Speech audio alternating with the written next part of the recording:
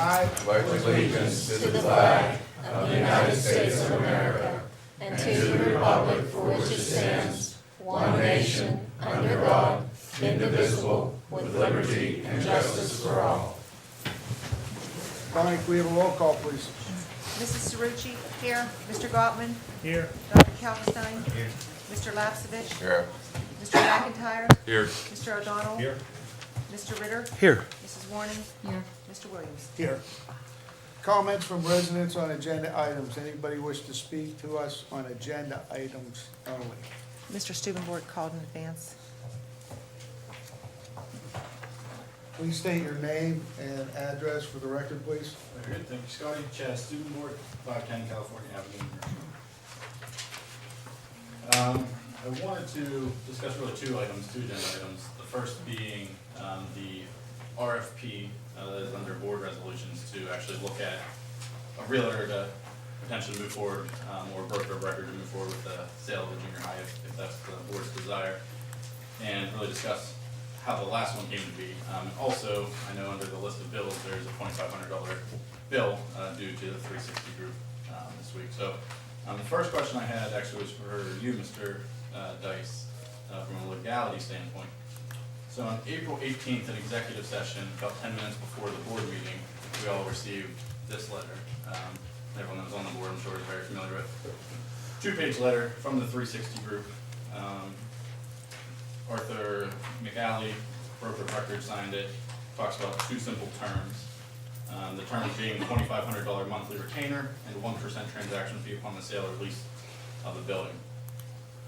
Steve, actually, you made a motion and actually suppressed any conversation about the motion, as you called it, to vote with this document, correct? Go on. Is that accurate? Okay.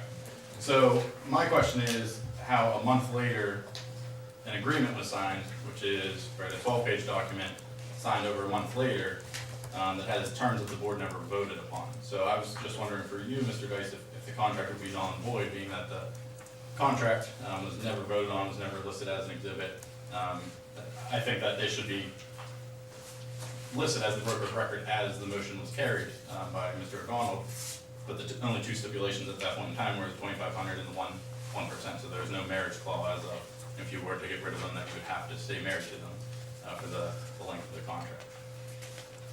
That's it, right? You got the question out. What's that? You got the question out, right? Yes, that is in there. Okay, as you know, this has been discussed back and forth with the board now for a couple months. And I know there's been some assertions that there was never any contract between the parties. Others said that there was a contract. And depending on if there was no contract, well then naturally there would be a question as to whether or not what was signed, or whether or not the board ever approved that contract. And if that was the case, then it would be possibly voidable. I went back and Bonnie pulled the minutes from the meeting, and here they are. And I'm going to pass out a copy to everybody. I think this pretty much says it all. It goes on for 3 pages. Starts out a resolution presented by board members. In it, it discusses the approval of the 360 group as the facilitator and the individual that will be representing you. It quotes fees. It indicates that the fee that they're quoting is a 1% and a $2,500, which is consistent with the writing that we get later. I would suggest to you the vote was, it appears it was attempted to be tabled, you'll see that. The vote was 5-4. And the vote passed, the motion carried. I think this document, when I looked at it today, and I saw it for the first time today, really says exactly what you have as far as an understanding with the 360 group.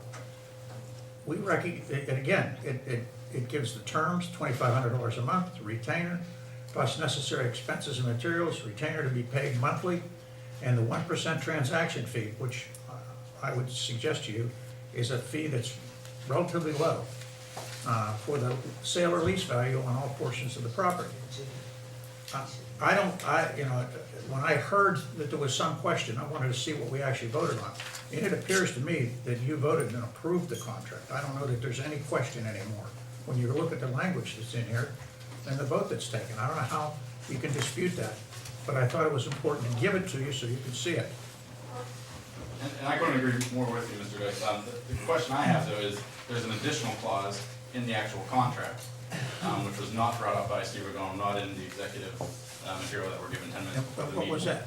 That is, the transaction fee of 1% of gross sales or total lease value shall be paid to the contractor if a sale or lease for any portion or all of the property is executed during the agreement period, and if the contractor's efforts result in a sale or lease within 12 months following the termination of this agreement. So even if you were to terminate the agreement, they would still be paid in a 12-month time frame. Okay, and that was well, never brought up. as far as I'm concerned, the document that you voted on says the retainer to be paid monthly and the 1% transaction fee upon the sale or lease value of all portions of the property. You might be right about adding more terms to it, but this is what you agreed to. And if they become the procuring cause and they bring a buyer, a reasonable buyer to you, I think you're gonna owe them that fee. This isn't rocket science. It says what it says right in the minutes, and you guys all voted on it. Yeah, and again, that was, I don't think there's any question as to whether or not they passed this work. What you're saying, I think we could dispute the fact that we'd have to pay them a fee if they didn't do their job, or if they were terminated for some reason. But I think that this document says if they procure the seller, or the buyer, you owe them the fee.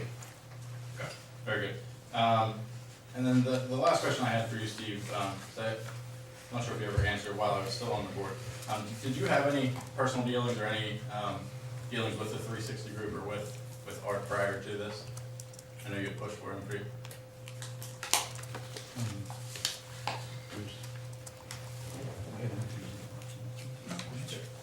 Yeah, probably 10, 15 years ago, while I was managing partner of an investment corporation, we had dealings with C.B. Richard Ellis. At that time, or probably was a commercial broker with C.B. Richard Ellis. We did maybe 3 or 4 deals together. And since then, we haven't had any, actually almost no contact. So 10 years ago. Okay. Yeah, that's what I saw. He donated to your campaign, according to the campaign finance report. That's why I found it. I know it's not illegal, but ethically I was questioning it as to why you pushed it, you actually called it to vote, and now you're attacking someone who wants to bring in other vendors and see which one is the best one. So I'm just here tonight just to implore that the board move forward with the RFP to look at what groups are actually out there. I think this was obviously brought upon the board last minute. There are a lot of new board members out here. Just like you've looked at other things prior boards have done, tonight we'll be voting on the fee structures of the junior high events. I implore you guys to do the same with this. So, thank you. Thank you, Mr. Stewart. Anybody else wish to address the board at this time on agenda items? Seeing none, moving on. Section A, minutes of previously held meetings. Need a motion to, So moved. Second. moved by Mr. O'Donnell, second by Mr. McIntyre. Bonnie, can we have a roll call, please? Mr. Gottman, Aye. Dr. Kalkstein, Aye. Mr. Lapsevich, Aye. Mr. McIntyre, Aye. Mr. O'Donnell, Aye. Mr. Ritter, Yes, with exception to the, I think it's the Buildings and Grounds meeting minutes. I abstain on that. right, please. Mrs. Warning, Aye. Mr. Williams, Aye. Mrs. Cerucci. Aye. Okay, we're gonna bounce around a little bit, be if a couple school board members wish to leave. I'm sorry, it was the Policy Committee minutes of 1/30/2018. Policy Committee minutes, 1/30/2018. Thank you. We're gonna bounce to section F, administrative resolutions. Short.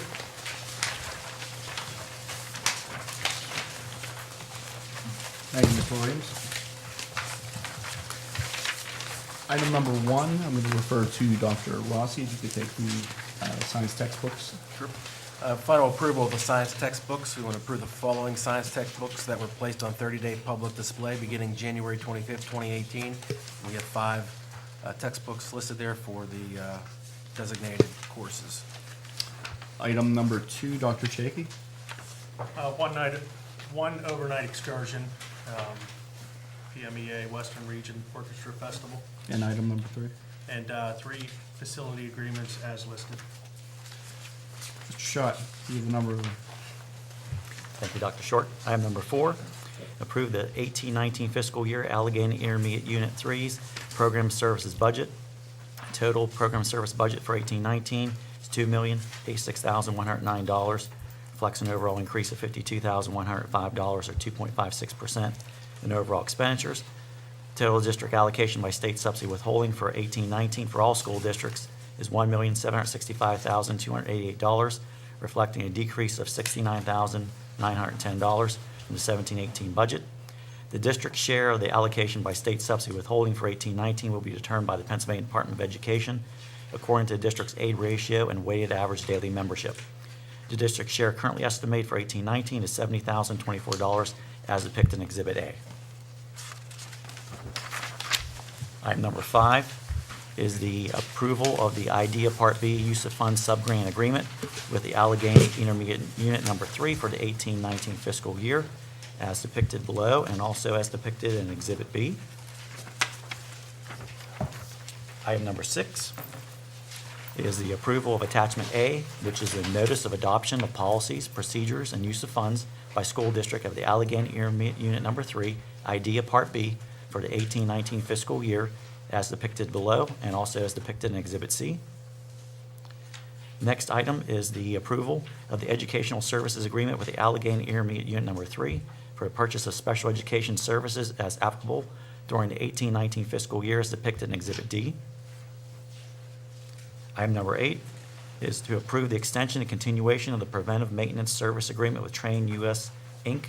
for the chiller, HVAC, and the building automated system or the computerized controls located at the high school and at the Ramsey Elementary School for a 3-year period as depicted in Exhibit E.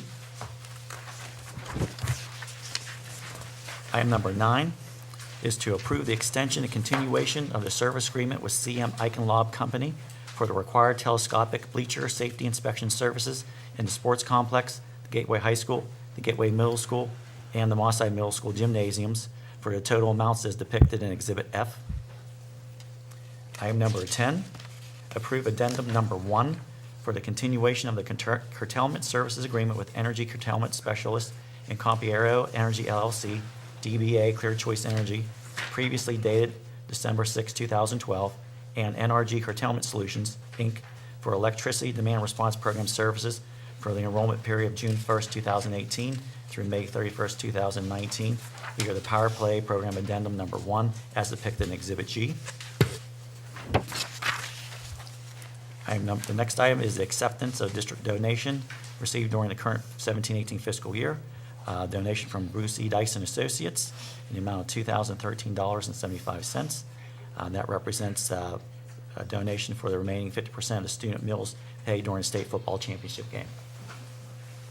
And the final item, item number 12, is the approval or replacement of Valerie Warning as a replacement signatory/delegate to serve as district's representative on the Tri-Cog Land Bank as part of Land Bank School District Advisory Committee in accordance with the requirements and responsibilities as outlined in the Intergovernmental Cooperation Agreement created and organizing the Tri-Cog Land Bank. Questions or comments on Section F? Yeah, Mr. Shaw, I tuned out about halfway through. Can you repeat that for me? I used to read these all word for word. I think we talked Yes. about it 2 weeks ago. There you go. Any other questions or comments, Section F? Seeing none, Bonnie, can we have a roll call, please? Dr. Kalkstein. Aye. Mr. Lapsevich. Mr. McIntyre. Aye. Mr. O'Donnell. Aye. Mr. Ritter. Aye. Mrs. Warning. Aye. Mr. Williams. Aye. Mrs. Cerrucci. Aye. Mr. Gottman. I think I need a motion. Yeah, I'd like to make a motion. I was just trying to replay that. I make a motion to approve Motion by Mr. Ritter, second by Mr. O'Donnell. We Continue. have questions, comments? Roll call. Again, we did it already. Yeah, but make We it didn't finish it. official. Go ahead. Gotta make it official. Dr. Kalkstein. All in favor? Mr. Lapsevich. Aye. Mr. McIntyre. Aye. Mr. O'Donnell. Mr. Ritter. Aye. Mrs. Warning. Aye. Mr. Williams. Aye. Mrs. Cerucci. Aye. Mr. Gottman. Aye. Motion carries. Moving on to section F. That was it. G, resolution presented by board members.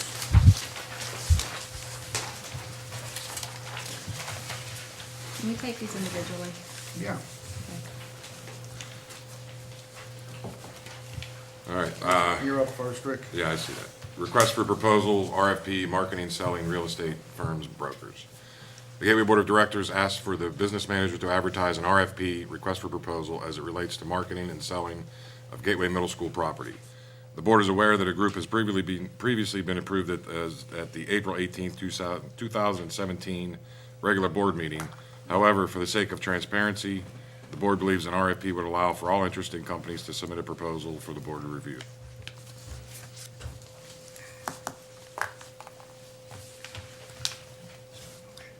That's your motion? Yes. Or a second? I'd like to second it. For the purposes of discussion. Motion by Mr. McIntyre, second by Mr. Ritter. Questions or comments on, Yeah, isn't it true we don't need this anymore now that we've established that we have? Yeah, I mean, we beat this pretty hard. All right, so, I say yes. I mean, I think that document, your minutes evidence a Clearly states, contract yeah.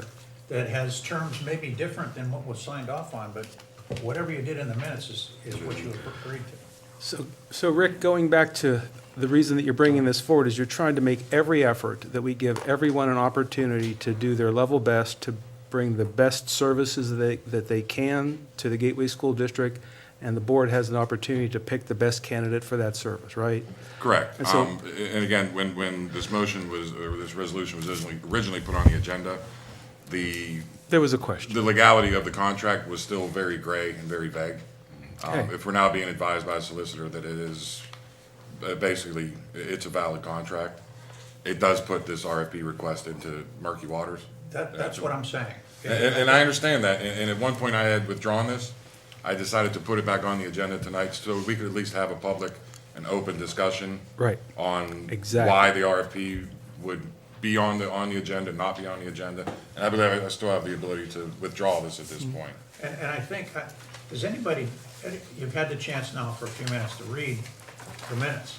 Do you see the elements of the contract in there? I mean, I don't think there's any question. Mr. Dice, it doesn't really relate to the RFP so much, but with the contract, the wording and we've discussed this before, is when do we start paying the retainer?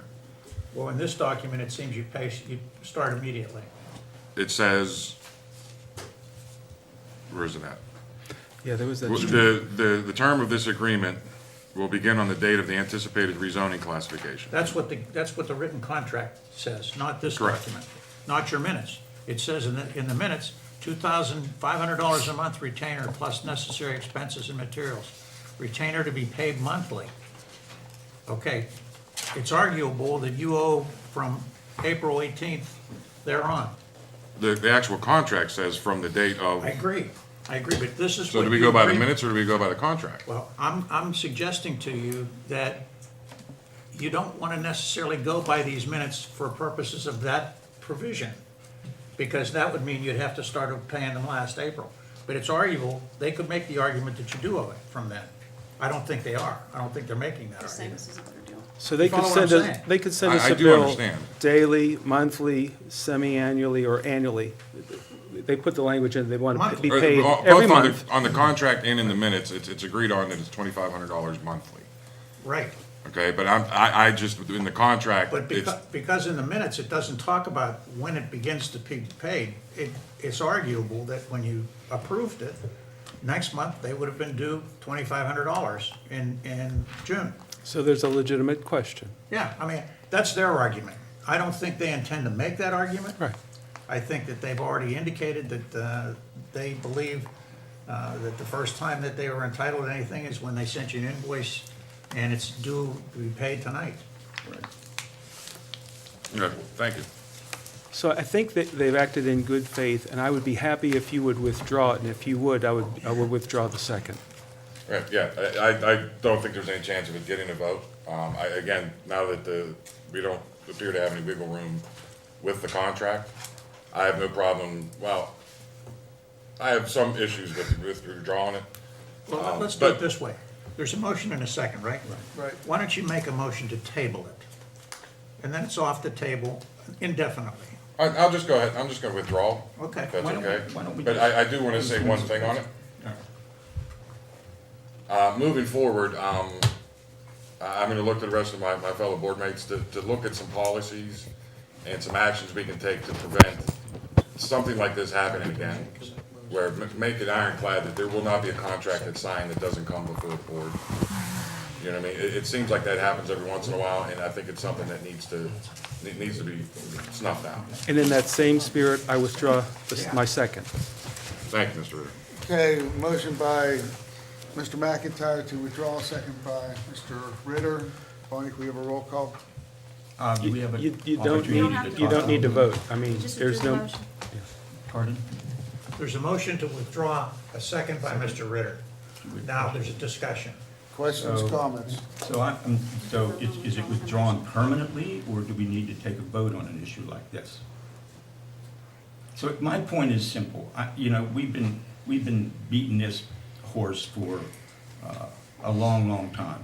We have a quality organization working for us. They've done fine work. They have only begun to invoice us. I think there's 2 invoices in there.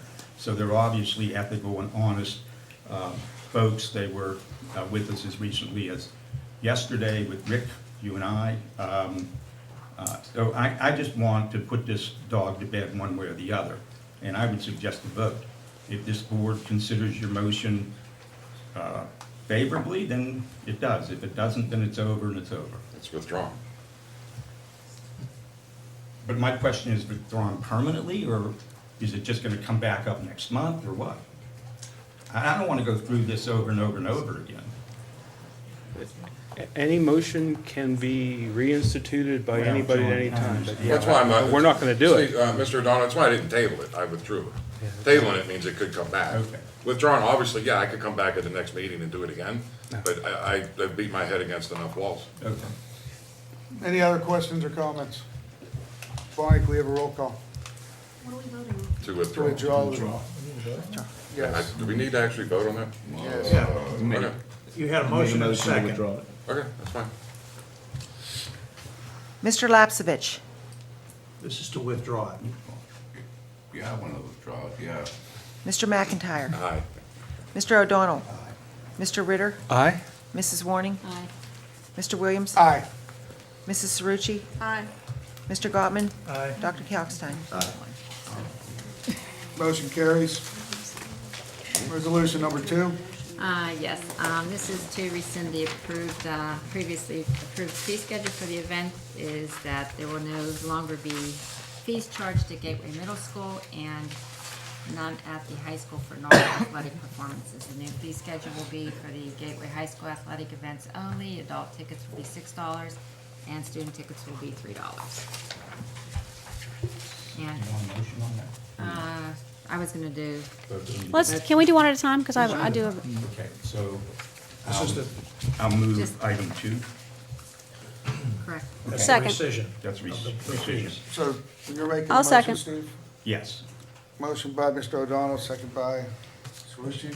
yeah, because I do have a question. It came up in other conversations that, are we able, and this might be a question for Mr. Dice, are we able to request any donations at the door in lieu of fees and earmark those for instruments or, different things that the music department might be wanting if we're not collecting a fee? Is there any, Well, I think you could do all of those things, but boy, you're creating a little bit of a nightmare from an administrative standpoint. I don't know how you'd administer to that. Who would be collecting the money? How would you make sure that it goes to that particular fund?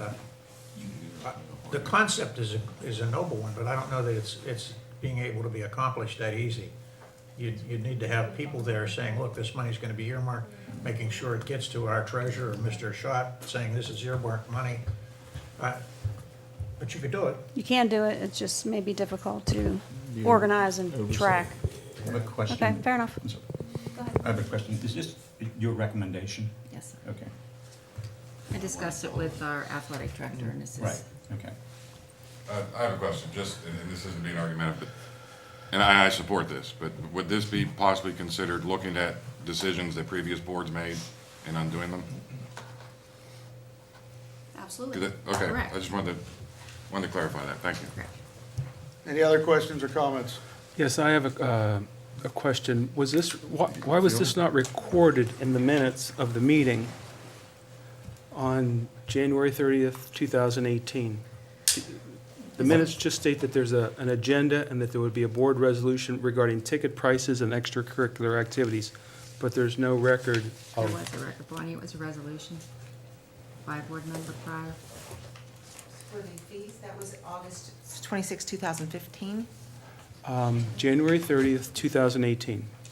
No, No, August. 2015. Bonnie's talking about when they put it into place. You're talking about when they started the process of rescission. Right. From the last meeting Was there, minutes. Right, was so- there a resolution presented?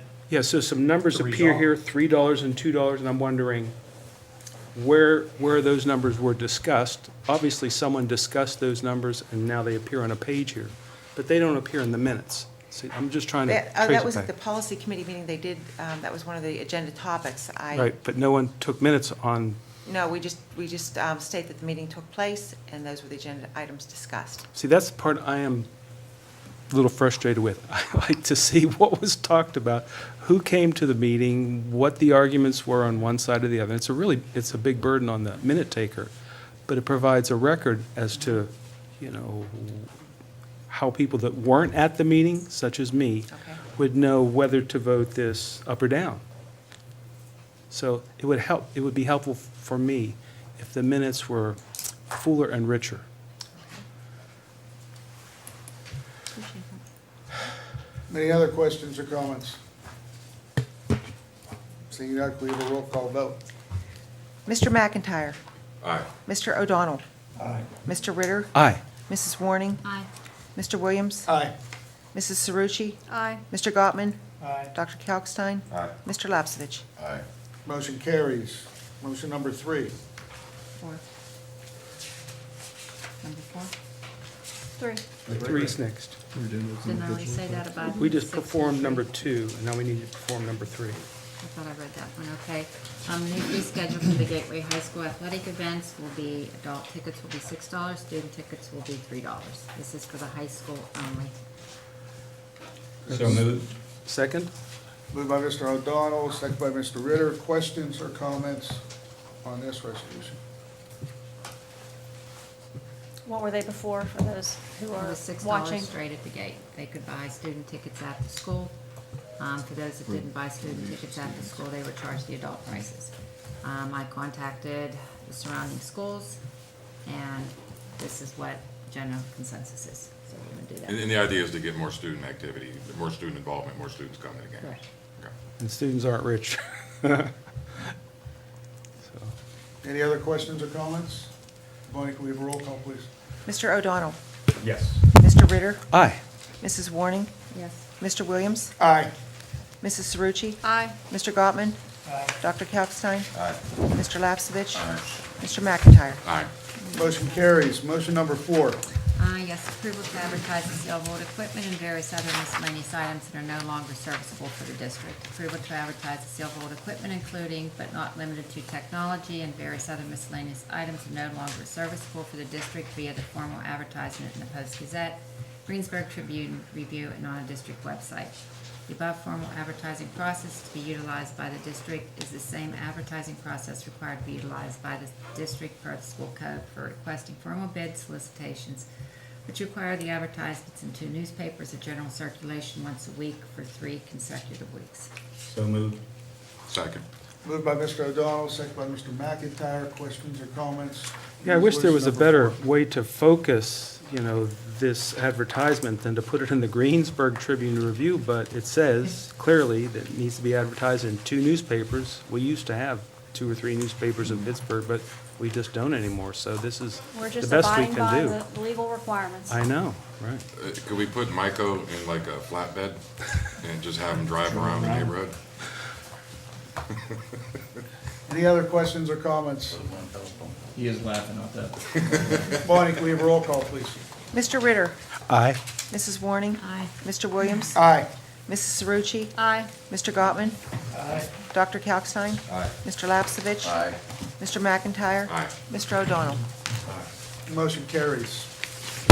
I'm going to excuse ourselves to go up to Baldwin Whitehall for the girls' basketball semifinals. Thank you. Okay.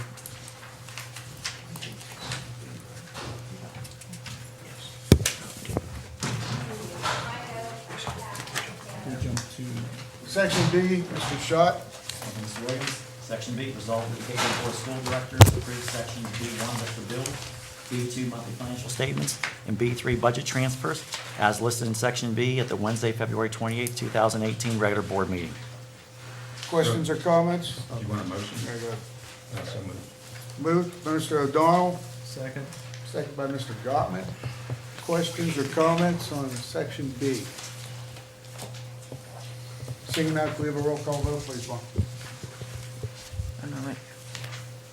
Mr. Williams. Aye. Mrs. Cerucci. Aye. Mr. Gottman. Aye. Dr. Kalkstein. Aye. Mr. Lapsevich left. Mr. McIntyre. Aye. Mr. O'Donnell. Aye. Mr. Ritter. Aye. Motion carries. Section C, items previously tabled. We Nothing. don't have any.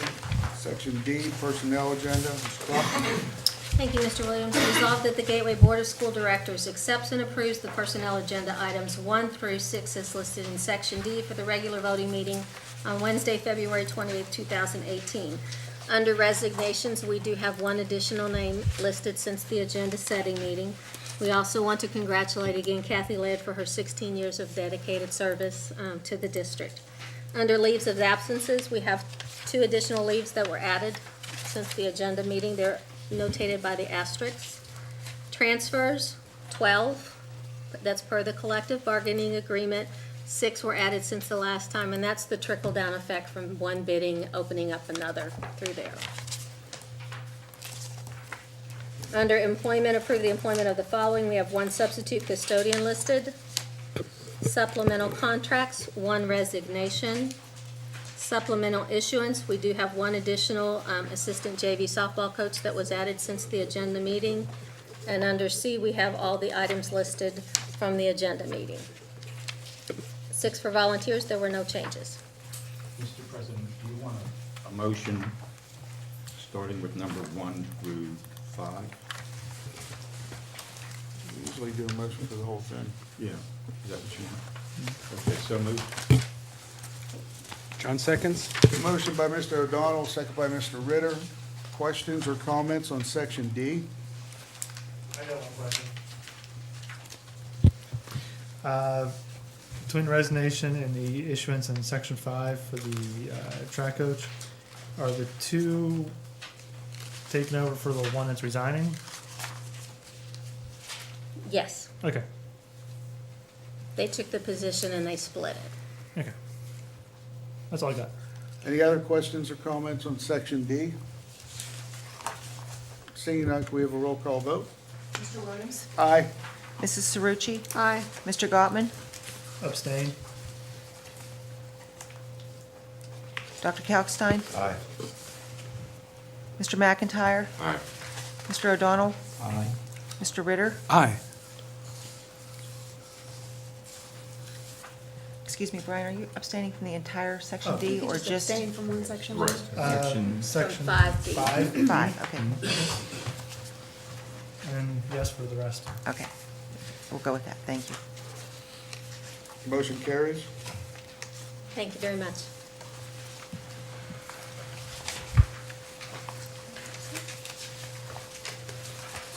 Section E, conferences and conventions. The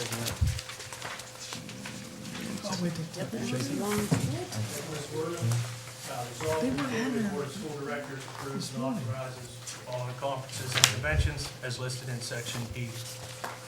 Can I interrupt just for 1 second?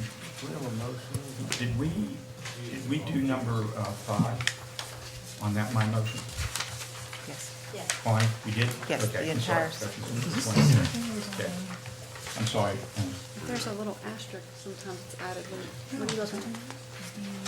I think Mr. Gottman has a question. Go ahead. Yeah, I was looking at this, on section 5, part C. Unless I missed something, I didn't see, on the last agendas online with the cheerleading coaches. Is that, If you remember when we had the agenda session, the cheerleading coaches were on there, Ms. Warning asked that we be tabled. yeah, She has reinstated for this one that was added on today. oh, I would have changed my voting. I didn't see that. Right, you can still change your vote. I can, really? I can? America. But there is a caveat, only one time during your 4-year term. Well, choose wisely. Well, So then I have on a comment. section If we're gonna C- reopen this, we had comments for the audience on agenda items, and I was kind of expecting some of you in the audience to speak on these agenda items, and you kind of missed your window. Was that a mistake? And can we open up opportunity for these ladies to speak on an agenda Well, they item? certainly can talk about it under non-agenda items. Well, I think it pertains to something that we're voting on, so Okay. I would like to That's hear the what case, they then have to yes, say okay. before we vote. All right. Is that acceptable, Mr. President? Acceptable with me. Help me, what do we do when we're going back on? So are we rescinding the motion or just for 5? Brian caused all the trouble. I'm sorry. I make a motion to rescind the votes on section 5, supplemental contracts, pending comments from the audience who missed their window to speak on agenda items. On the issuance. On the supplemental contract issuance, section C, Okay. John seconds. Under personnel. under personnel. We have a roll call vote on that, please? One moment, please. If you agree with me to rescind that, then give the people in the audience a Give them a chance to. motion, a minute to respond. Mrs. Cerrucci. Aye. Mr. Gottman. Aye. Dr. Kalkstein. Aye. Mr. McIntyre. Aye. Mr. O'Donnell. Aye. Mr. Ritter. Aye. Mr. Williams. Aye. Motion carries. We're Motion just all carries. over the place now. Now we'll open it up to comments. Now we're back to section 4. Mr. President, comments from the audience on agenda items. Yeah, do we want to let them? speak? Personnel, under issuance, anybody wish to address the board? I guess cheerleading?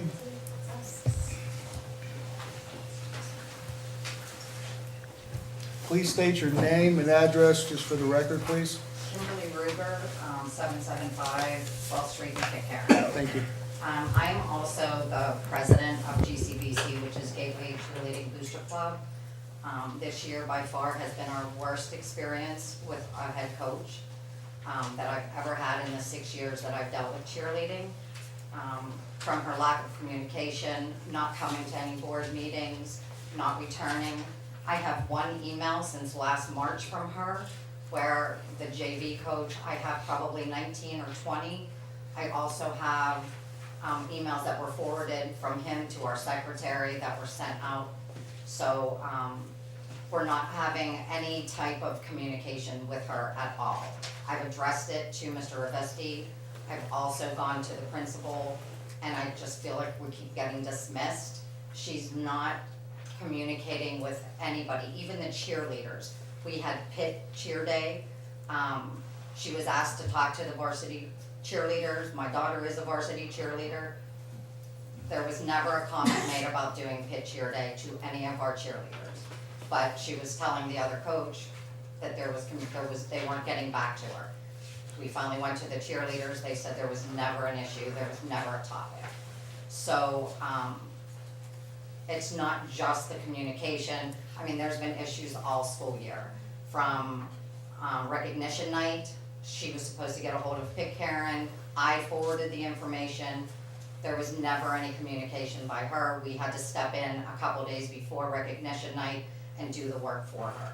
So I do know that the JV coach did 95% of the work this whole entire year. He came to almost all of our board meetings. If he didn't come, he gave us an agenda to speak up. So my concern is that she's getting paid to do a job that she's not doing. And like I said, in the 6 years that I've been doing this, never once have I had an issue that I felt that I had to come and do something like this for. So it's really disheartening to have cheerleaders say they don't want to come back next year if she's the coach. And especially for us parents that paid $1,200 our first year for our girls to coach, and then $700 to $900 every year after that. So it's frustrating to sit there every meeting and have her not even show up. And she has an agenda, a coach's agenda, on our list every single month that we have a meeting. So I just wanted to put that out there. I've sent emails. I've talked to and forwarded some emails to Val. We didn't think that this was on the agenda today, but we were coming to discuss changes to tryouts, and I was gonna mention this also. So again, I appreciate your time, and I just hope that you guys will look into it before you guys approve her for another year. Or at least have somebody discuss with her that she has to communicate with parents and the cheerleaders. It made us look so bad to not have all of varsity going to Pitt Cheer Day because she never even mentioned it once. So their frustration is building and building. So thank you for your time. Thank you. Thank you.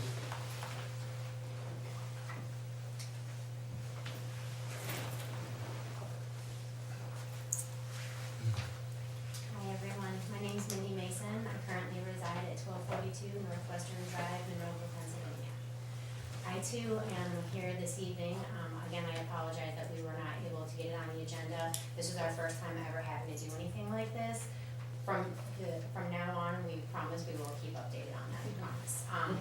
But I am here as well to back up other moms on the GCBC committee. We all have girls in the program, and this year has been an absolute disaster from March last year up until now, and tryouts haven't even gotten started yet. Already on the agenda is to change the tryout regulations, which is down the line going to limit girls from being able to further participate on the squad or even participate at all. I find this to be a huge issue, especially when there are so many people who come from such diverse socioeconomic demographics within this school system. I would also like to point out that I wish that you would definitely put it on the table, keep it on the table until everyone's been heard or this has been dealt with about the coach getting another contract out of this. Like Kim said, she was not at our meetings the whole year, and I attended all the meetings on purpose, not just for points, so that I could make sure that my daughter, gets things on the squad, but because I like to be there and I like to know what's exactly going on. She was never there. She was there for 3 meetings. At one point during this school year, right before the Heinz Field playoff game, it was a big, huge rift started between the JV and the varsity squads. This got started as the varsity coach had told her varsity girls that it was up to them if JV got to cheer at the Heinz football game. She was not authorized to say that at all. That in turn sent the varsity girls to start a petition with the student body and take it to the principal. I had my JV daughter texting me, crying on the phone, wanting me to come and get her because it had become so intense between the JV and the varsity cheerleaders. I am a former cheerleader. I'm sorry to take up so much time. No, can you clarify the petition? They started a petition to keep the JV from going? Is that what you're saying? Yes, they did. And you can actually speak with Mr. Murphy about that. He is aware of that, and I'm sure that he can bring that information as well. I forgot where I was at. I'm so sorry. As a former cheerleader, I was a competitive cheerleader before. I've never been on a squad or seen any squad operate with a coach that is just not into communicating with the parents, is not into making her team a team. It seems like she had separated the JV from the varsity when in prior years, as I've been on GCBC, these squads always acted as one team, and that is how it should be. I just feel that a coach who is absent in a lot of her meetings with us, has no desire to communicate with us whatsoever, should definitely not hold a position with this school district. I think she's gonna cause more strife for the girls ahead of time, or ahead in the future. And that's all I have to say. I just finished an email to all of you today. I apologize. It takes me 3 hours to construct emails. I will have that sent out to you this evening. I hope you will all be able to enjoy it. We have Not a enjoy it, read 3-hour through email it. coming. No, it just took me 3 hours. This took me 3 hours to construct it because I wanted everything to be perfect and I wanted to make all my points. So hopefully you will all be able to read that email this evening and then make an educated decision after that. Thank you. And Mindy, you could encourage other cheer parents to contact the board as well with their comments. I have encouraged through emails to just let other parents know that if you do have any issues or any problems, that now would be your time to contact members of the board, Randy Rivesti, Val Warning especially, and let them know, let all of you know what exactly has been going on for this past year. I know that in the past, last year, when we had an issue right off the bat with this new coach, it was like our issue fell on deaf ears, and a lot of the mothers became discouraged. A lot of cheerleaders are planning on not coming back. A lot of cheerleaders even quit. So I don't like to see that happen to a program that I am so proud of, and so I just love it. From the time that my daughter has, joined the Gateway Cheerleaders, it's been a phenomenal thing for us. So, okay, my time's up. Thank you all so very much. If I could just quickly address it seems to be a running theme between, some of you folks. As far as the head coach not being present at the booster meetings, is that what we're talking about? Yes. I'm not sure what the expectations are, or what they were in the past. Just from my experience, I've been associated with, like football boosters and basketball, volleyball boosters. And I can speak from my experience with the Women Hills. I'd be very surprised to learn that George Novak attended more than 3 booster meetings in his entire career. So it might be what the expectation was. Right. Can I just add to that point, though, that you made? This isn't football. In fact, according to federal court, the second U.S. Circuit Court, this is not a sport at all. This does not constitute a sport under Title IX, and so that may be true for the football coaches. Maybe they don't need to. I mean, I'm not saying that you shouldn't expect them to be there. If that's something that you expect and you work out with the coach, I get that. What I'm trying to maybe express is that's not an uncommon thing. Correct. With any booster organization and a head coach. Can I just say that in the 6 Could years? you go to the mic so the folks at home can hear you, please? Thank you. In the 6 years that I've been a part of GCBC, the head coaches have always come to the meetings. They may miss 1 or 2, but there's always a coach's report for them to keep us updated, let us know what's going on, and just share with all the parents that don't get to be a part of it that often. So there's always that coach's report, and we haven't had one since last June. Okay, So- that's admirable of them for them to do Right, that. and we've had coaches that have been such great role models that, like my daughter, who has graduated 2 years now, is still in contact with her, still goes for advice. And this coach, like she said, put a wedge between JV and varsity, seniors and juniors, and the board and herself. Okay. So, again, it's an issue this year. Thank you. Thank you. Ma'am, before you sit down, you indicated that it had been raised last year Was it Yes, raised? last I don't year- recall it being raised to this board, am I wrong?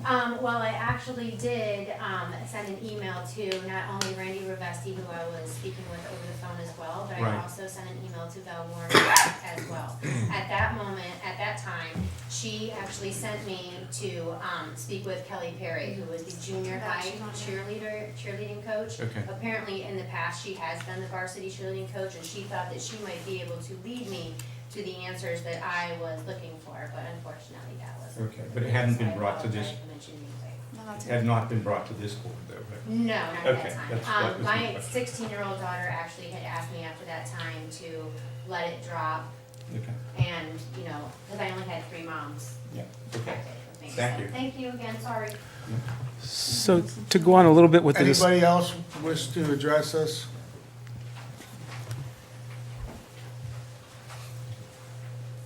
My name's Jill Watson. I live at 314 Penwood Court in Monroeville. And I wanted to address the issues of cheerleading too. I wanted to speak specifically about the significant changes that have been proposed to the tryout format for this year. And many of these are coming from the varsity coach, is my understanding. The biggest change probably is that current freshmen, next year sophomores, will be eligible to be on the varsity squad. That is a very big change. Given the numbers of freshmen, sophomore, and juniors currently on the squad, that'd be 29 girls vying for the 16 minimum spots on the varsity squad. That's gonna leave a lot of disappointed girls, unfortunately. That under these circumstances, sophomores could bump seniors off the squad. These girls, through the years, and their families have made a significant commitment to the cheerleading squad in their time, their energy, and finances, a significant financial commitment. There's also a proposal to reduce the JV squad from 24 girls to 20. At this point in time, we're reducing the number of girls that are able to participate when there is really an increased interest in cheerleading, which is kind of exciting that for a while their numbers were down. They're back up. I think we should be encouraging participation rather than limiting participation. Basically, you know, part of the concern about the tryout format too is there's a large number of the points for tryouts are derived from tumbling. Given the cutoffs, and if I did the math right, if you can tumble, you walk in with a 13% advantage over a child who cannot tumble. As I'm seeing at the events, tumbling is not used extensively. One thing that is used extensively is stunting, where they, you know, hold the girls up and do the pyramids and things like that, and that is not at all a part of the tryout format. Even though that is done extensively and that is taught and practiced. Tumbling is not taught at all through the cheerleading program. You need to walk through the door knowing how to tumble. And I don't think that we should value the skills that are taught or in the program less than, I got myself confused here. I think we should value the skills that the girls are taught within the program more highly than they are being valued, rather than the skills they walk in the door with. If it's important that a girl tumble, she should be taught to tumble then, and that's not done. There was some talk about, you know, quality versus quantity, and all the girls involved, they're quality individuals, they're quality cheerleaders. They deserve the opportunity to participate. Thank you. Thank you, Jill. Anybody else at this time wish to address the board? All right, Scotty, I would like to make a motion that we table the hiring of the head coach from Section C pending further investigation and discussion of the concerns of the parents, and to give ones that may not be here a chance to respond also. Was this tabled previously? Yeah, but she put it back on. Did we vote on table? It was just removed from the agenda. It wasn't tabled. It was a study session, so we didn't. We should vote start on it. the study session. Okay, that's okay. Is this, On your motion, do you want the cheerleading coaches or just one coach? I think it's just the head coach that they are questioning. I would think they're both, 'cause I think Do we need, Typically, I would do all of them because the head coach sometimes I then think appoints we the should coaches table it until below. the chair of the athletic committee is available Okay. to actually discuss this in public. That's all cheerleading? All four? Correct. Okay. is that going to cause a problem to not have any coach for a month for the cheerleading squad? Tryouts, I believe, are March 2019. March 19th to the 21st are tryouts. Yes. yeah, it could be a factor. Could be that, That's because our the meeting problem. is until the third Tuesday. We do not have the coaches judging. Oh, okay. All right. Fair enough. Second. I know my Somebody- cheerleading. You do? Starters cheer. 3 girls he knows. Teach you a few things. I, a plethora of information in there about cheerleading. Okay, we have the motion read back. I need a second. Second. Somebody needs a second. What's the motion first? Motion is to table the hiring of the cheerleading staff pending further investigation and discussion on the accusations brought forth by the parents.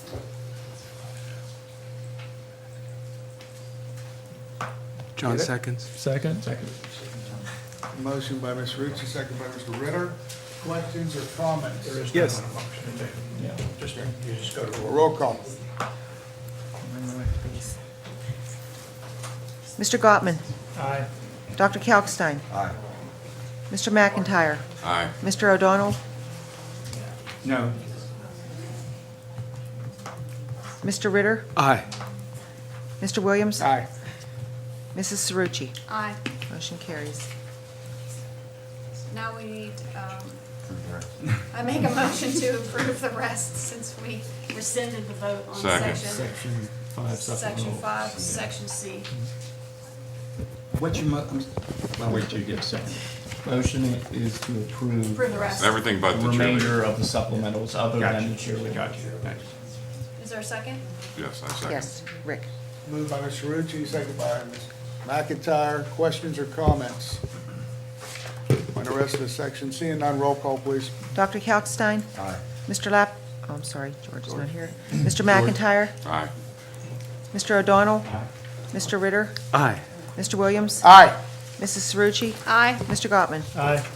Motion carries. Thank you. Moving on. Yeah, where are we? We are at Right? Section E with Dr. Chaky, conferences and conventions. You could, please read your conference and convention report again, sir. Resolved that the Gateway Board of School Directors approves and authorizes the following conferences and conventions as listed in Section 8. Is there a motion? So moved. Just making sure nothing's added. Is there a second? Second. Moved by Mr. McIntyre, seconded by Mr. Rucci. Questions or comments on Section E, conferences and conventions? Seeing none, can we have a roll call vote, please, Barney? Mr. McIntyre, Aye. Mr. O'Donnell, Aye. Mr. Ritter, Aye. Mr. Williams, Aye. Mrs. Cerrucci, Aye. Mr. Gottman, Aye. Dr. Kalkstein. Motion carries. That's it. Comments from residents on any non-agenda items. Do we have anybody who wishes to address the board at this time? Non-agenda items. Please come up and state your name and address for the record, please.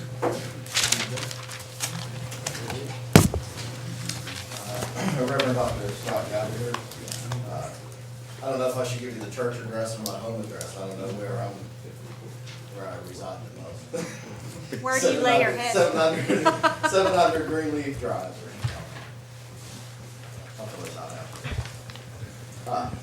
I'm here on behalf of the Morogo Interfaith Ministerium and our esteemed colleague and Interfaith President, Rabbi Barbara Simons, who's unable to be here tonight. Yeah, we wish to read this into the record for this evening. Sadly, the students that walk the hallways of our schools today have no memory of a time when school shootings were separated by decades. Instead, over the past 19 years, more than the entire life of our seniors. There have been 200+ shootings. This is the reality of our children. We, the Monroeville Interfaith Ministerium, religious leaders of many faiths, realize that there are differences in our faiths, our polity, and opinion. However, all of our faiths call us to love, honor, protect, and respect our children. This is our shared reality. We acknowledge the complexity of this issue surrounding school shootings. We acknowledge that even in the midst of the body of the ministerium, that there exist differences of opinion. And this is the reality of our community.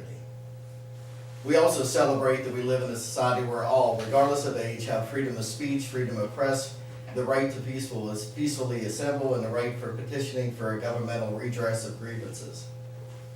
Therefore, members of the Monroeville Interfaith Ministerium support the youth of Gateway School District and the youth around the nation who are applying their education by employing their freedoms, who are demanding a safe and secure environment for their education, who are memorializing the deaths of fellow students, teachers, and coaches across the nation, who are honoring the work of first responders, and who are holding us as adults and community leaders and society as a whole to account.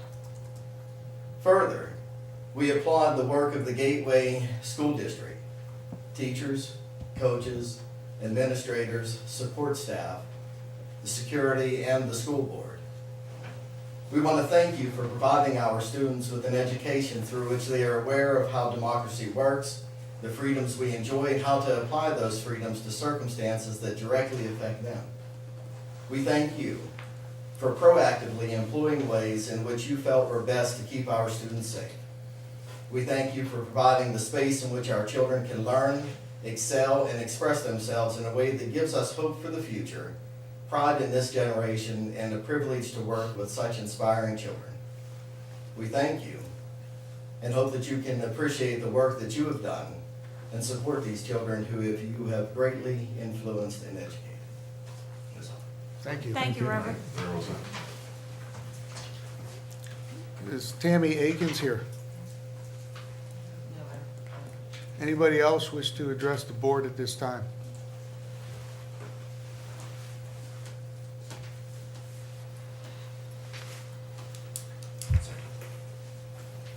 Hi, my name is Mrs. Audrey Forrest. I reside at 1162 Colgate Drive.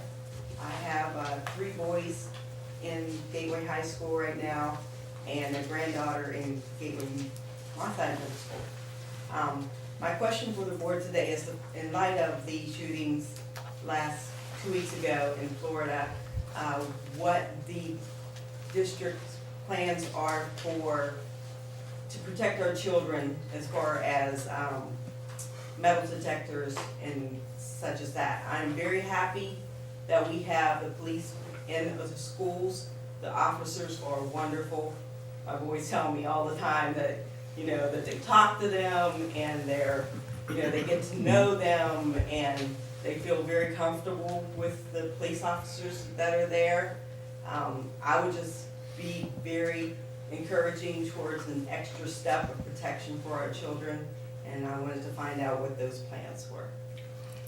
I could say we have policies and procedures in place, and we wish not to share any of the detailed information with the public. She's asking about metal detectors and specifically, I think. Right. I can let you know that we are constantly assessing our security and crisis management within the district. It is something that has been talked about in the past. We have not decided to move forward with that aspect. However, given the situation that has occurred recently, we will have further conversation about that moving forward. Mr. Rucci, I know with the safety committee, that's certainly something I was planning on actually bringing up at the next committee meeting. So it's something that's going to be discussed and it's going to be looked at. But I think it's important to understand that whether we do or do not have the capacity to check students using some sort of electronic metal detectors, we're not going to disclose that. Okay? For the simple reason that we don't want someone whose intentions are bad to know what it is we can or cannot do. But I think, as the President said, and the chair of the safety committee, we have substantial policies and practices in place to protect our children, and we constantly review those. Thank you. I went to the spring legal roundup yesterday offered by the PSBA, and this is one of the topics that came up, that is the use of metal detectors. The gist of the latest arguments are a metal detecting unit is very difficult to put in place and to staff. It makes a line for the children. Children can find a way to get something through. In other words, if you have something made of metal that could hurt somebody, you could just as easily make it out of a different material, like wood or plastic or something, and hurt somebody. So metal detecting by itself alone doesn't provide the umbrella that we need for the students in order for them to be safe. So whatever it is that the school police force and the superintendent come up with, it will be the best umbrella we can create. Does that make sense? Even something as simple as a pencil can hurt a person, so you can't ban pencils. Yeah, you Now, can't kill 17 people in 5 minutes. Exactly, and we want to create an umbrella of safety, clearly. Mrs. Portis, too, a lot of the stuff, we can always talk, privately. You can reach out to us with your questions anytime. Myself, personally, I'm happy to talk to you offline and address more of your concerns. But I can tell you that, anytime there's a school shooting, our Every staff, one of us. everybody is reevaluating and meeting and reviewing policies and reviewing procedures and looking at the breakdowns in Florida. Our officers are educating themselves on what went wrong, and then they meet with administrators and Mr. Short, and they have monthly meetings, and they're constantly talking about what we can do. And when they bring those recommendations to the board, I guarantee you, the Gateway School Board is very favorable in anything we can do to protect our students. That's been a top priority here, as you can see, because, we went through quite a lot of hurdles to do what we've done already. And I also personally am looking forward to, hearing what might come down from the government as far as maybe some financial assistance that might help us to make some decisions that we can't do right now, that may open up some new opportunities and doors for us. So I think it's on all of our radar. My kids go to school here too, as do many people sitting at this table. And, we love our community, and our kids are our #1 asset, and we want to do everything we can to keep them safe. By the way, how's Alex? I want to add a comment to John's. While it may be difficult, as John indicated, no one in the public should assume that because it's difficult that we don't have that capacity, or that we do have that capacity. Okay? Okay, I just wondered you're the safety committee? You are. If you are willing to have a parent subcommittee to be involved with some ideas, and I'd be happy to be involved. Yeah, we could schedule a committee meeting where the public can come and, give their feedback on what kind of security measures they're interested in. Absolutely. That'd be great. Thank you so much. Thank you. Yeah, Alex won first place Sunday at the Sweet Sunday event for Best Child Baker. All right. Anyone else at this time wish to address the school board on non-agenda items? And we invite Alex to give the board, donuts or cupcakes, whatever leftovers. We'll take his leftovers. I will remind him of that. Thank you. Nice one, though. Administrative and board reports, we'll start with Ms. Baumgart. Mr. Williams. I just want to take a moment and make sure that everyone's aware that our Gator Cafe Training Center is open at the high school. And I would like to thank all of the students and staff for all of their hard work in getting this up and running, as well as I'd like to take a moment and thank the parents and the local businesses that contributed either monetarily or material-wise to get that up and running. So if you have an opportunity, please stop and see that at the high school. And also, I wanted to make sure everyone's aware that our annual transition fair will be happening Wednesday, March 14th at the Gateway High School Library from 6 to 8. That is for our students 7th through 12th grade. Thank you. Thank you. Dr. Chakey. Nothing at this time. Dr. Rossi. Nothing further. Mr. Schott.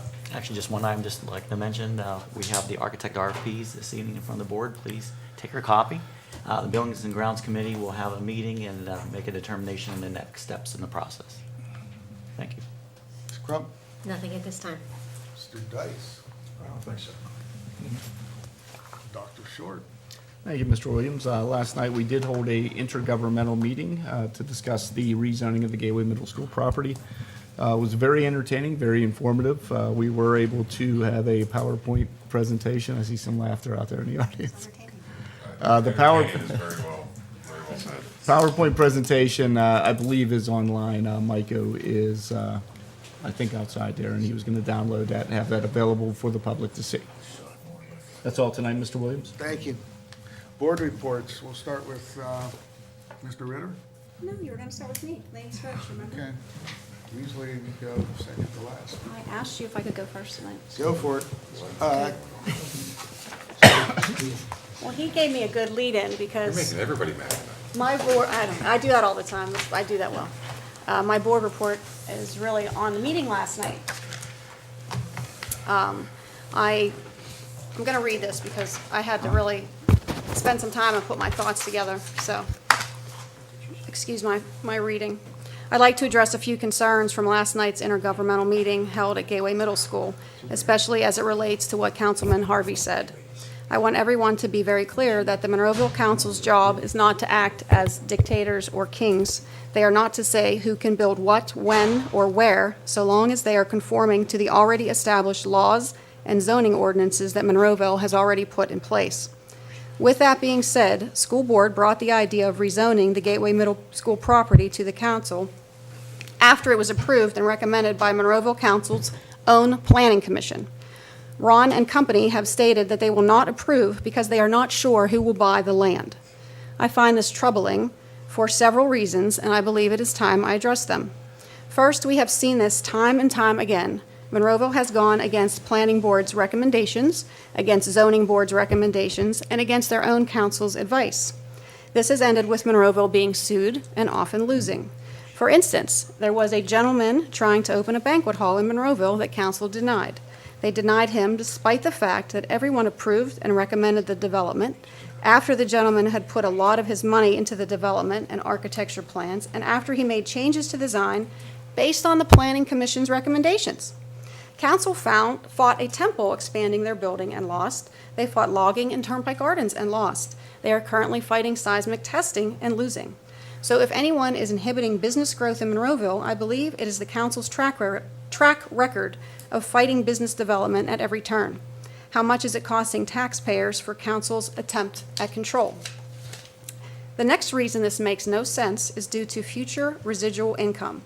The Gateway School District has sold several schools in the past. Only one actually became a commercial property subject to taxes. The building I speak of is where One Monroeville Center sits, across from the municipal building. This was once the spot of Monroeville Elementary School. One Monroeville Center provides a lot of tax revenue by being a commercial property. For instance, they pay large amounts of property tax. The tenants pay mercantile and business privilege tax. And lastly, all employees pay income taxes. Imagine how much money comes from the from for-profit businesses when the land is sold as commercial versus residential. This also increases the sale value by an estimated 20%, which would also bring in more revenue for both Gateway and Monroeville, as stated last night by the 360 Group.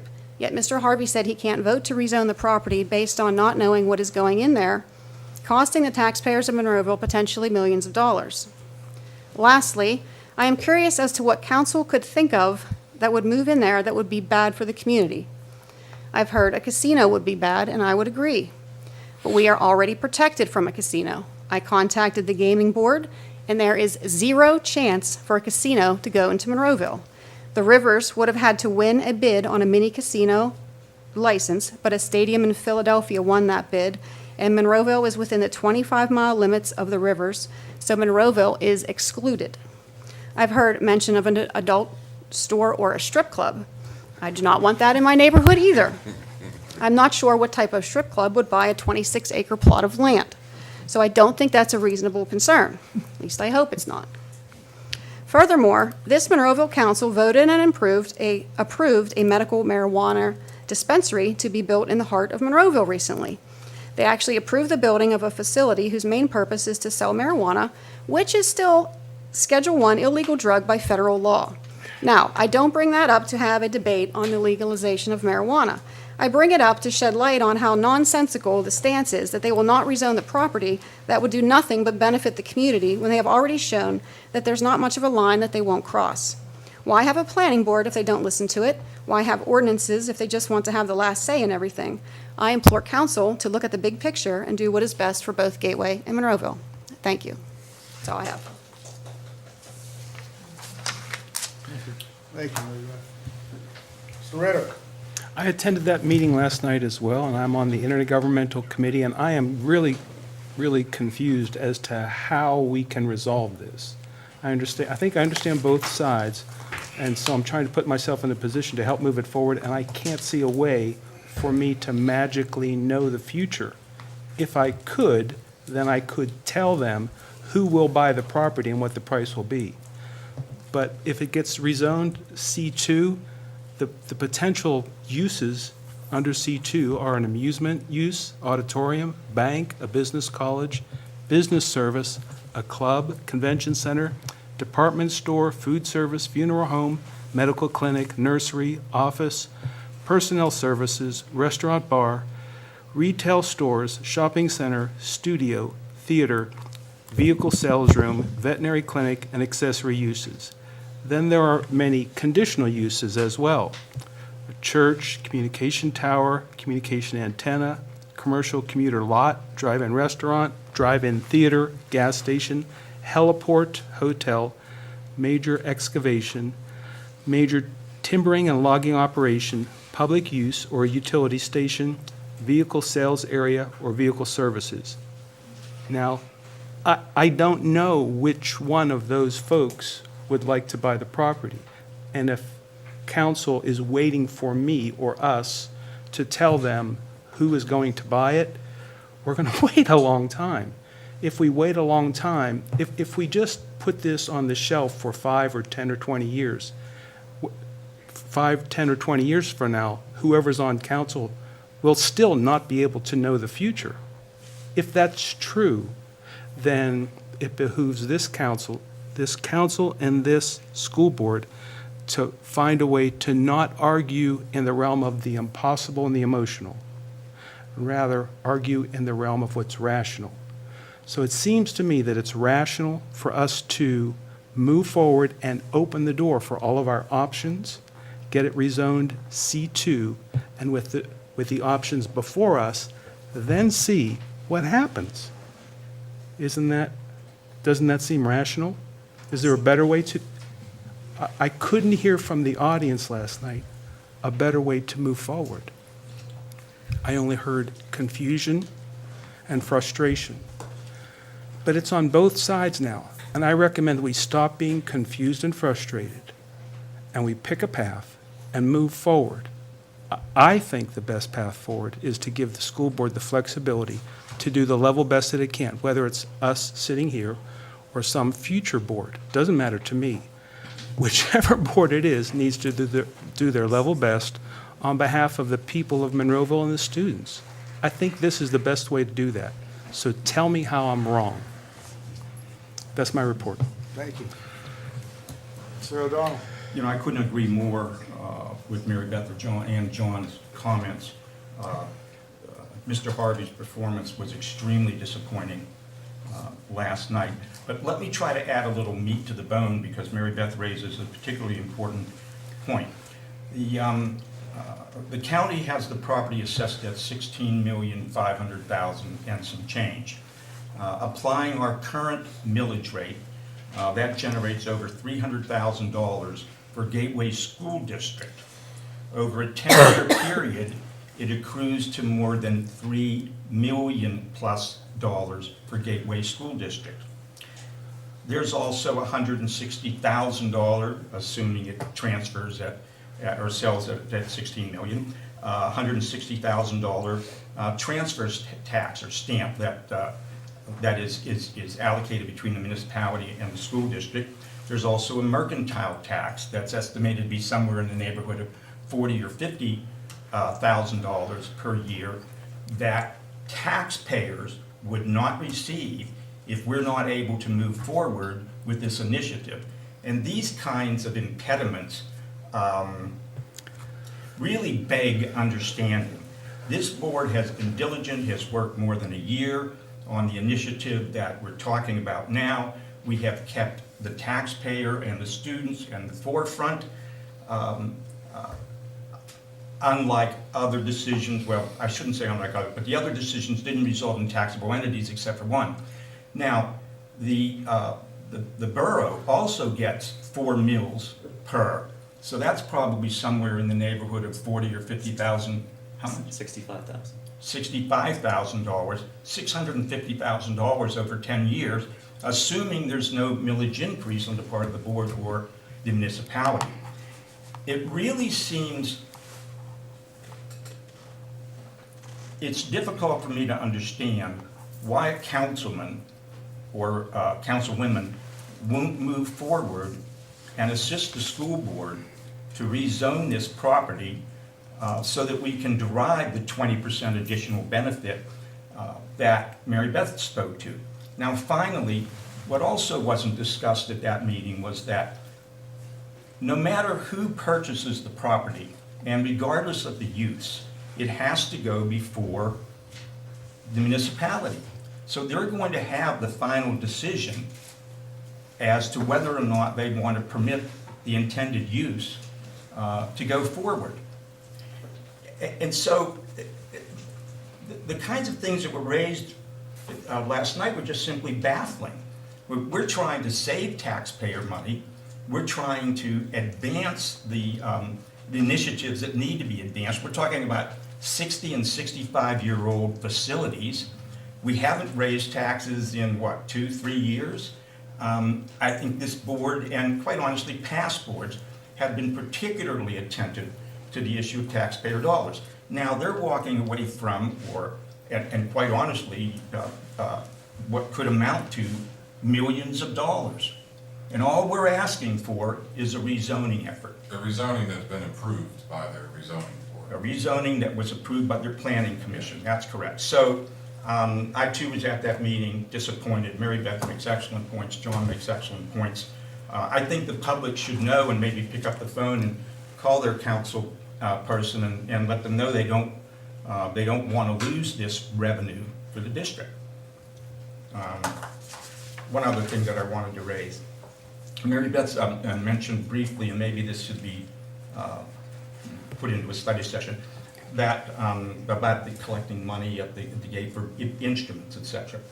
One of the things that was brought to my attention was that there was some effort to raise money, etc., for band instruments. I thought we allocated in our budget sufficient funds for those matters to be addressed, and if there's money left, they ought to look at it. If there's not enough money, we ought to address it in the upcoming budget, and that's all. Well, I'll talk offline with you about it. Okay? Thank you, Mr. O'Donnell. You done? I am. Was that a sincere thank you? Yes, it was. Okay. Mr. McIntyre. Can't even tell anymore. I'll keep it brief, just to touch on, I think, what Mr. O'Donnell kind of closed with there. I think it would be very beneficial for members of the community that weren't at the meeting last night to reach out to their council members, reach out to your board members, questions, concerns, whether you support the rezoning. We want to hear voices. I think we heard a total of maybe 6 people, actually, 6 that followed the rules and got up to the mic and spoke last night. And it appears to me, and maybe I'm wrong, but that Mr. Harvey's holding this entire process hostage based on the view of those 6 to 10 people.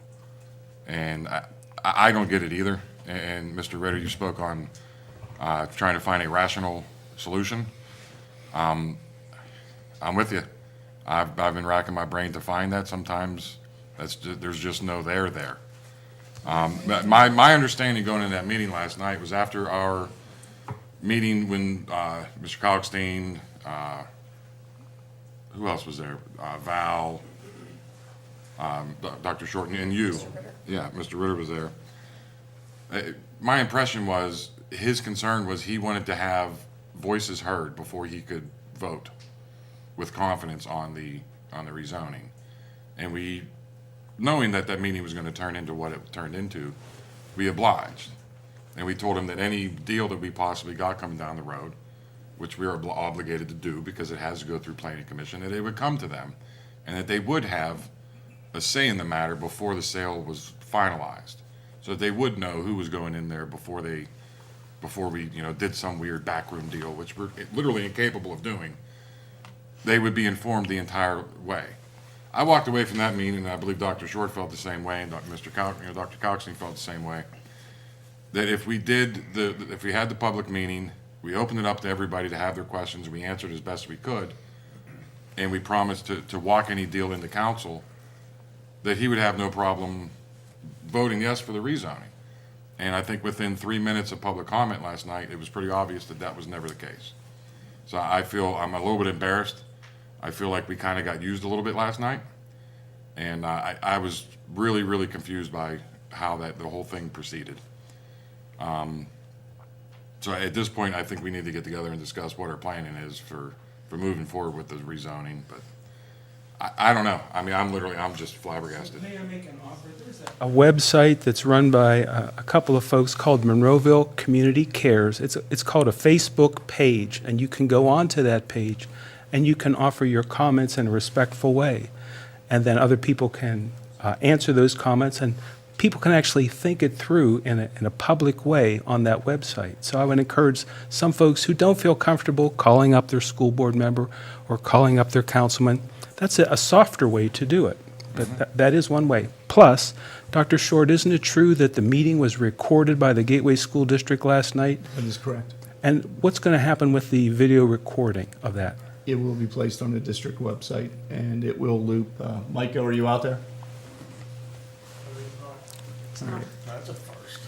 My understanding was that by No, at some point tonight, it's going to be. Yes. Why wasn't it broadcast live? There's no live capabilities at the junior high school. Capabilities. Dr. Short, why wasn't it broadcast live? The capabilities to do that.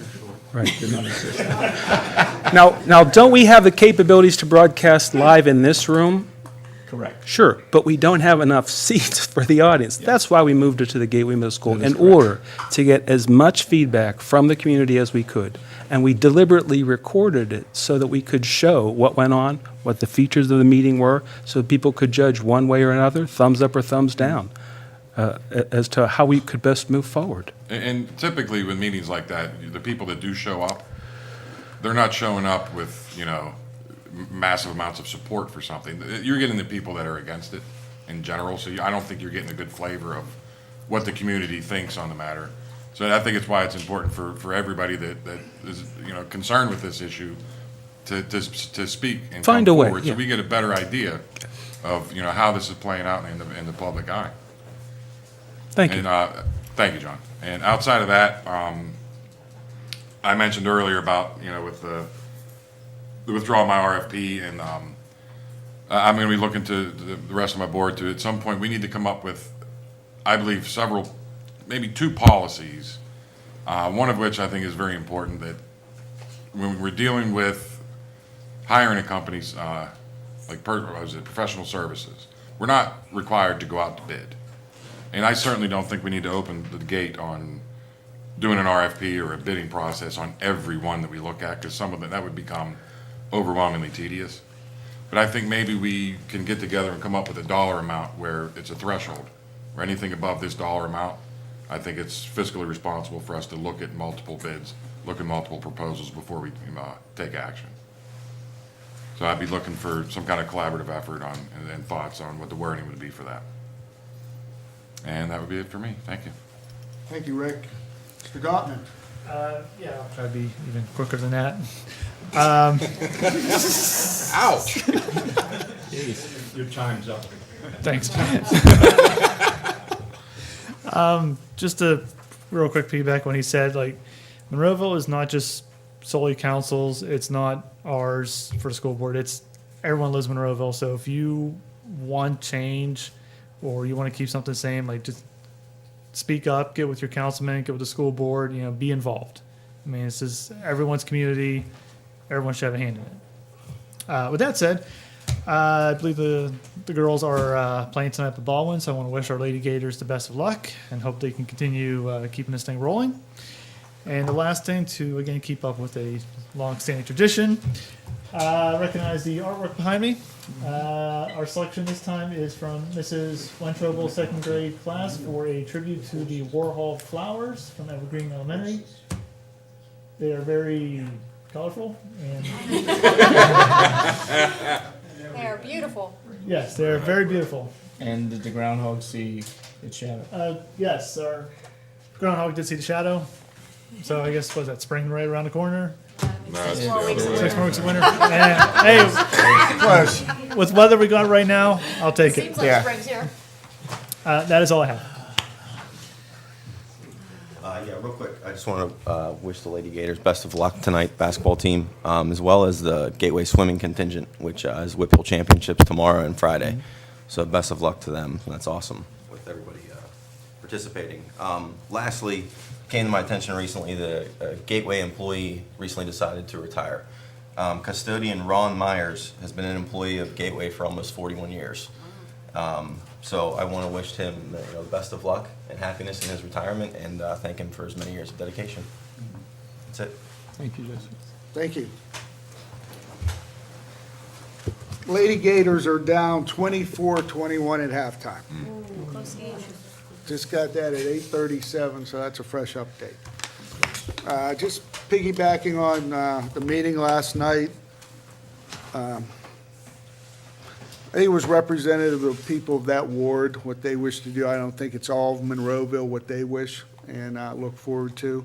I think more information needs to go out to the public, exactly what's going on and how we're going about it. There's a lot of rumors and misinformation, and looking for a way to get that out there. I think last night enlightened us a little bit on something that we need to do, not only as a board, but as an administration also.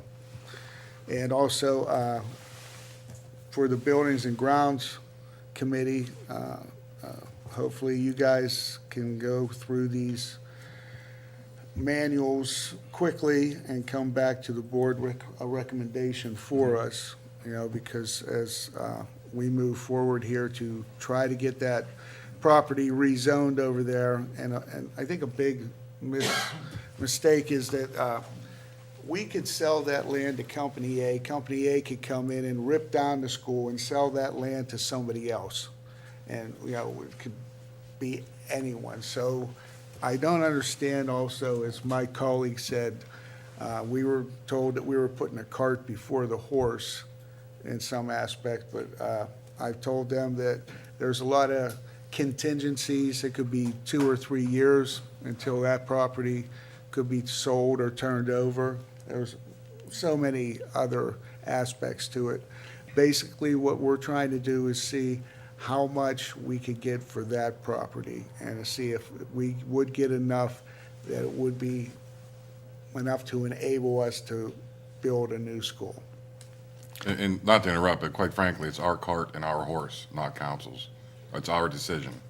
And I don't think that it's in their duties to tell us how to make these decisions. So just want to interject that. No, that's fine. And I think it's in the best interest of both the school district and the municipality. We want our best bang for our buck. We want to put something in there that's best interest of Monroeville, and we all want to get taxes out of it.